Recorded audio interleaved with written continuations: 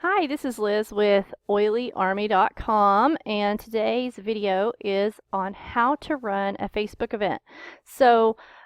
This video will be applicable to pretty much anybody who wants to run an event about anything. However, I will be referencing my essential oils business during the video, but you can apply these tips pretty much no matter what you're wanting to have an event about. So let's just jump in and get started. The basics. You must be a Facebook member. You have to be on Facebook in order to run an event. You can run the Facebook event through your personal account or through your business page or group. And I will be doing a demonstration at the end of this video, so a lot of this will make more sense as I actually do a walkthrough of setting up an actual event. You do have the choice of running an event public or private. There are advantages and disadvantages of both. Private means that, people can't, just random people that you don't know can't see your event. But it also means that people cannot share the event on the timeline. So if you're in a network marketing company or direct sales company and you're wanting to use your event for marketing purposes, that is a downside. That is definitely a disadvantage because your team members will want to share the link to the event on their timelines, and when they do that, it'll be a dead link. They won't be able to open it and see it. So public events are shareable on timelines. The links are shareable pretty much anywhere, even on in emails and on the internet. A public event can be accessed by non-Facebook members as well, whereas a private event, you have to be a Facebook member to be able to participate in the event. So we'll kind of go over a little bit more of that when I do the demonstration, but that's the basic differences between public and private, is the shareability of the event. So the next topic we're going to talk about is content. So if you're in a network marketing company like Young Living, my suggestion is don't reinvent the wheel. Ask your upline or your sponsor if they have a template ready, a Facebook template class ready. If they do not and you can't find one, then just go watch other events and take notes and begin to create your template that way. What you're going to do is you're going to write up the entire script on a Word document. And I'll show you mine in just a minute. So you can kind of see how I did it, because what you're going to do is you're going to type all your posts up in a work document, and then you're going to copy and paste the post into the event at the time of the event, or you're going to use a scheduling platform like tinytorch.com. One of my team members has made a how-to video for TinyTorch. So if you're a part of the Facebook event that is that launching this video series for the business builders, then I will include that TinyTorch how-to in the comments below. However, if you are not watching this as part of the Facebook event, just type in TinyTorch tutorial on YouTube. There are lots of helpful videos there.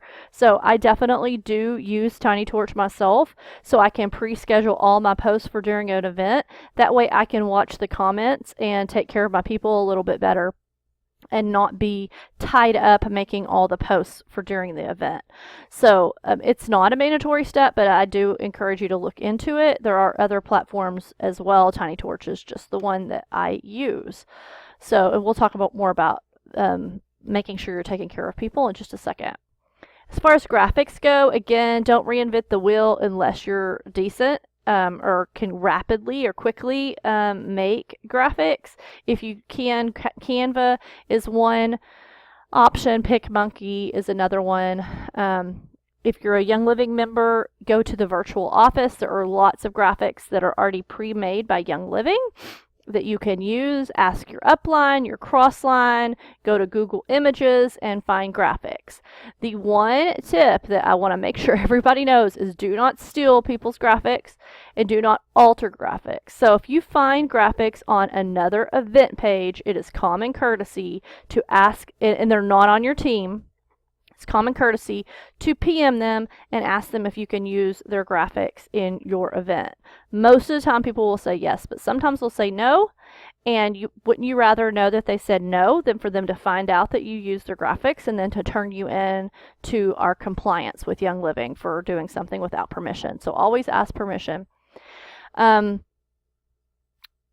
If their graphics are branded with their team name, then you just leave it on there. You do not alter it at all. That is their intellectual property, creative property. So you don't alter other people's graphics unless they tell you. Feel free to add your information to the graphic, but otherwise do not alter graphics. It's a big, big no-no.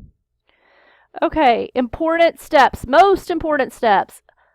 Please invite people personally. Send them a text, a PM, an email. Invite them personally. Timeline shares are not invites. They are announcements. Also, ads are not invites. They are announcements, if that. A lot of times when you add someone or use the invite feature, which I'll show you in just a minute, they never even see it. They don't check their notifications. They don't even know where the events tab is on their Facebook page. So do not assume that because you added them that they're going to see it. Okay? Do not spam invite your entire friends list. That is a good way to turn people completely off to your opportunity. So just personally invite people. It's much better to, have 10 personal invites than to invite 100 people assuming that 100 people are coming and 0 show up. So personal invitations are best. It also gives you the opportunity to open the dialogue about your event, because like one of the questions that frequently comes up is people are like, well, I'm not available at Monday at 8:30, so I can't come. They don't realize that these Facebook events are, until you delete the event, they're accessible. So you could say, hey, well, it's going to be up for however long you're going to leave it up. You could say, the event's going to be available for you to view anytime within the 24 hours from the event. Do you think you might have time during that time to view the event? And they're like, well, yeah, I could probably watch it during my lunch break on Tuesday or whatever. And you say, great, well, go ahead and RSVP, because I am offering giveaways to people who RSVP, and that way I can follow up with you and make sure you were able to access the information or whatever. So it gives you a good opportunity. People are like, I've never been to a Facebook event. I don't know how it works. It gives the opportunity to answer the questions that they don't understand, that if you just added them and didn't have a conversation with them, more than likely you're going to miss out on them participating in the event altogether. Okay, so during the event, this is very, very important. Open a private PM window for every one of your personal RSVPs so they can ask you questions privately, or so you can follow up with them to a question that they ask that you answer during the event. So someone posts a question, or they're liking posts but they're not commenting, you could just open that PM window and say, hey, I see you're on the event. Thank you so much for coming. Do you have any questions so far? Some people don't want to post their questions publicly for all the other participants to see, and it just helps to, again, open that dialogue. If they say that they want to sign up or order during your event, this is one thing that I highly, highly recommend that so many people don't do, and that's pick up your phone, call them, and walk them through it or do it for them on the phone. Very, very lazy to just give them your sign-up link or your ordering link or your web link and just expect them to go fumble through it and figure it out. Okay, most network marketing companies or direct sell companies do not have an Amazon-like friendly ordering system. So go the extra mile, be that amazing give them that amazing customer service, and call them and walk them through it on the phone. It also will give you the opportunity to, once they're signed up, to walk them through how to log back in, how to place their next order, all the different resources in the virtual office. It just gives you a great opportunity, like I said, to answer 90% of the questions you're going to have over the next 2 weeks. This is where you can log in and go check your order status and see when it's going to be delivered, because they're going to ask you that. This is where you go log in to find out information about other products. This is where you log in to place your next order. And here's a video walking you through how to place that order. Here's my contact information right here in your virtual office. So if you ever need to call me or email me, you could just come right here, and it's gonna show you my information. So you're gonna be able to walk them through. Okay, so then if they do not order and they don't sign up, then you keep following up with them periodically to invite them to future topic events. So if you invited them to a topic event, then you would invite them to an introduction event. If you invited them to an introduction event, you're going to invite them to a different kind of event. So keep inviting them to future events. Okay, now we're going to hop over to Facebook and we're going to run through basic, easy setup of a class. Okay, actually, before I hop onto Facebook, I want to show you just an example of a template that I have set up in my on my Word program. You can use Adobe, whatever Word or Notes program you use. You're just going to simply either ask your upline for one, or you're going to create it yourself. You are going to pre-plan every single post and write them down. So all your pre-posts, if you're going to do pre-posts, and then you're going to do every single one of your posts. And I'll actually go as far as you can't pre-schedule a comment, but I can go ahead and have my comments ready to go. So that way when it's time for the class, I just simply, right click, hover over it, copy it, and I'm able to paste it into the event. Okay, so everything's already ready to go in a Word type document. Okay, so now we're going to hop over to Facebook. Okay, we are back, and I'm going to show you how to start an event, how to run an event on Facebook.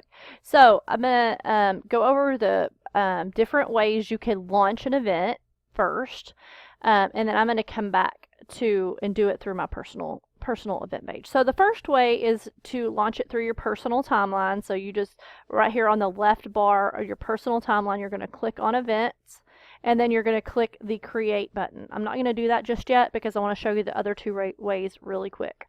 So if you have a Facebook group that you want to have an event just for your group, you're going to click on your group link. So this is my private secret group for my team, and if I wanted to have an event just for this group, so let me tell you, it's just for this group. You cannot invite people that are not in the group to the event. But if you want to do that and just have like a topic event for your team, you're going to click on events. You can see that I do have topic events for my team, and you're going to click the create event button there. Okay, so that's for a group. And again, you were going to create the event just for that group. You also have the option, if you have a Facebook page, like I have a Facebook page for my business, I can come over here to my Facebook page and I can click on the more button. You may have your events actually up here. On mine, I have these other tabs open. So you click on the events tab, and then again, create event.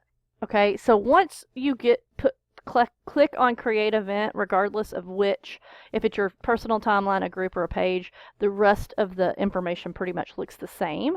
So I'm just going to show you how to do it from your personal timeline, because most people, that's how you're going to want to do it, because you might not have a group or a page yet. So events, create, excuse me, and now you're just going to type in your title. So we're just going to put test event, and then you're going to type in your description, and that's something you're going to want to put on your document, have it all ready to go. So we're just going to put, this is a test. Okay, don't make this super duper long. It doesn't need to be 17 paragraphs, 1 to 2 paragraphs with your information. So at the bottom, you're going to put, what this event is about. You're going to try to, pique people's interest. And then you are going to, at the bottom, put, this event is hosted by your name, and go ahead and put your web address or your sign up link or whatever. Just, you can give whatever information you want to there. Now for this, if it's a local event, you're going to, put the location there. If it's not, you're going to type in your house or your PJs or whatever. You just type in whatever. Now, whenever you're on there, don't click one of these things because it has addresses. So you're just going to click outside the box, and that's just going to, and I personally like to go a little one step further with this and put your house, and then this is a live Facebook event. Okay, so that's it. I'm going to click outside the box, and then the date and time. So I'm just going to put 1 p.m. or let's just do 12:45. Okay, and then if you know for sure you have an end time, go ahead and put an end time. I do like to put an end time on mine because I want people to know I'm not going to be keeping them on a Facebook event for an hour. So I like to keep my Facebook events at 30 minutes or less. So I'm going to say it's 12:45 to 1:15. So that way they know it's over very quickly. You don't want to scare people and put like 2 hours on there because they're like, who has 2 hours to spend? You know, well, they can make time to 2 hours, but you want to appeal to more people and just know that it's quick. This is an option. You could put guests can invite friends. I always leave that as an option. And then you're going to click create. And here up here is where you would make it public versus private. So I'm going to make this private because I don't want everybody to see that I'm doing a test event right now. But again, you can learn more about public versus private events on Facebook. Just Google it. But most of the time, I recommend a private event. Okay, now what you're going to do is you're going to upload an event photo. So you should have, you know, your Facebook covers available to you. Like I said, there's many available to you in the virtual office if you're a Young Living member. You can also ask your upline, or you can go to canva.com and create one. So you're just going to click upload photo. I have all these event banners ready to go. So I'm just going to pick one. This is just a silly one from a long time ago. So then you, that's it. You click Save Changes. Okay. Now you want to look over this, make sure that everything looks correct. If there is something you need to edit, you're just going to click the edit button. It's going to open up that screen like it was before, and you're going to, you know, type in whatever edit you need to make. Okay. And if you want to add a co-host, this is where you do it. So I'm just going to pick Dana because she won't care. And it'll tell you hosts will be added after they join the event. So I'm not going to add her because I don't want her to get notified during this. But excuse me. Okay, so you can add a host there, and then you're just going to click the save button. Do not click that cancel event button. It will totally wipe your event out. Okay, now here's where you invite people. So I guess I'll open a separate event in just 1 second and show you how you would do it with public. So this is for private events. So for private events, you could either click on the invite button, and I'm going to do it very quickly because I don't want you to see all my friends. And then you just click on the people's names that you want to invite and click send invites. The other way you could do it is you can type in their names over here in this box. Okay, so that's the 2 different ways you could invite people on a private event. Again, you can copy and paste the link up here, but it won't work because it's private, and they're only if they're invited will they see it. Okay, so once people are RSVP'd, you can contact them through this little tab up here just to remind them of the event. Another thing I like to do is once you have people going, you can hover over. All these are hoverable. See how they turn blue when I hover over them? You can click on it and it'll pull up who's coming to the event. And then you can contact them through here. So you can hover over them, and it's not going to let me contact myself, but normally it would say message here. So you can contact them through the event wall. Okay, so now you're just going to copy when it's time for the event. You know, you're just going to take whatever you're going to copy whatever you want to have on the event wall, and you're going to paste it in here. And that's it. And then you're going to add a photo, whatever photo you want. So I'm just going to grab some photo, okay? And then, so you just have all those photos saved in a folder on your computer. That's another tip that I did not mention that I totally should have. Do events from your computer. There are so many things that can go wrong when you try to run an event from a phone or from an iPad. So do an event from a computer. You can get all your files. I know you can put stuff on Dropbox on your phone. I know that. I know. Trust me, I know. It just is so runs so much more smoothly if you're on a computer when you're actually posting. So, if you love your phone and you hate the computer, then I highly suggest that you pre-schedule everything on Tiny Torch through your computer, and that way you can be on your phone during the event. But my suggestion is be on a computer. Okay, so you're going to plug your picture in, and then you're just going to click hit post when it's time for you to do that. Okay, now you can comment or whatever. Okay, that's pretty much it.